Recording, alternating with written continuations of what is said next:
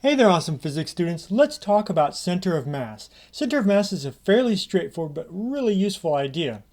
The idea here is that it's just the average position of the mass. Okay, so let's start with a very simple example here. Imagine you have a 1 kilogram block and you have another 1 kilogram block, and you ask, where's the center of mass of these two together as a system? Well, of course, it's going to be right in the middle of them. It's going to be the average of those two, which is smack dab in the middle. Now, what happens if I add another 1 kilogram mass here?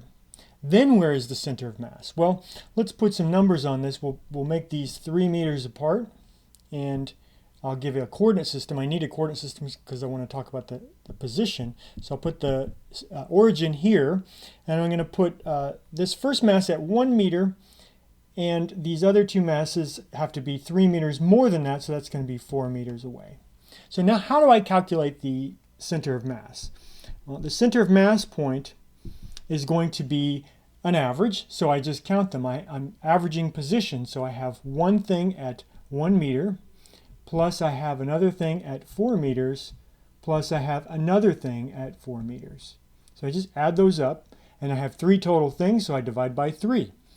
All right, no sweat. That's great, but then what do I do if I have something that's not an even integer multiple of 1 kilogram? Like what if I have a half a kilogram? Let's put a half a kilogram right there. What do I do in that case? Well, here I counted each of these objects one time. So I do the same equivalent thing for that. It's half as much, so I'm going to count it half as much. It's at a position of 1 meter, but I need to count it half as much as the others. So I multiply it by a half. The other thing I need to do is, remember I divided by the total number of things. Well, here I no longer have 3 things, I have 3.5 things. So I need to take that into account here as well. So here you can really see what we're doing here is the true way to compute this is to take the position of each mass, so the position, and then just multiply it by the amount of mass that's there, right? This is 1 plus a half, that's 1.5 kilograms right there, and there's 2 kilograms here, so I take that position and multiply it by the total mass there, which is 2 kilograms in that case, and then I divide it by the total number of things I'm counting, which is counting masses, and so that's going to be the total mass. Okay, so this is how you compute this and you can do this for any weird numbered amount of mass. By the way, in statistics, this is what's called a weighted average. So I'm averaging the positions, but I'm weighting them by the masses here. I want to make, if there's more mass at a point, I want to make that point more important, and so I multiply by it, and then I always have to divide it out so that the units come out to the right. I need meters at the end of this. All right, so this is a really useful formula, but how do you see this in action in the real world?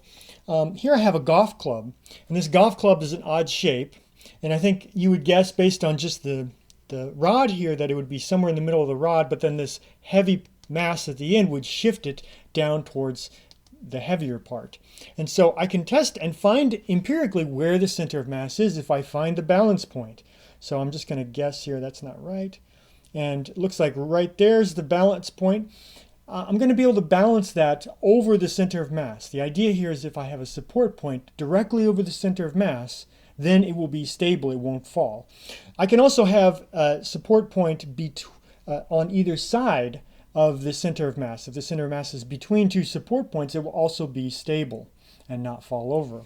I have another object here where the center of mass I think is somewhere in the middle of this object, and if I try and support it, it just falls. So yeah, I can't find the support point for that. You've probably also played with center of mass without realizing it when you're playing with the soda. This soda is unopened. I can try to balance this on a table, and of course you probably know this won't work. And also this won't work either if the can is empty. You know intuitively or from playing with this, I guess, not intuitively, that you have to drink the soda down, and when you do that you shift the center of mass lower towards the bottom part of the can. And if you look at the bottom part of the can, there's 2 ridges here, and what you're trying to do is balance it between those two support points. And so you need the center of mass, you need to drink it down the right amount so that the center of mass will be between those two support points, and then it will balance. There's one more thing I want to say about, you've probably done before, is you've probably taken a chair and tipped it backwards on the back two legs, and to just kind of play with that. And so if the center of mass is on this side of the support points here, if the center mass is on that side of the support point, it's going to rotate like that. And if the center mass is on the other side of the support point, it's going to rotate like that. So the game we're playing when we do this is we're trying to get the center of mass of this directly above this support point. And if you can get it there, then it will stay and not fall over.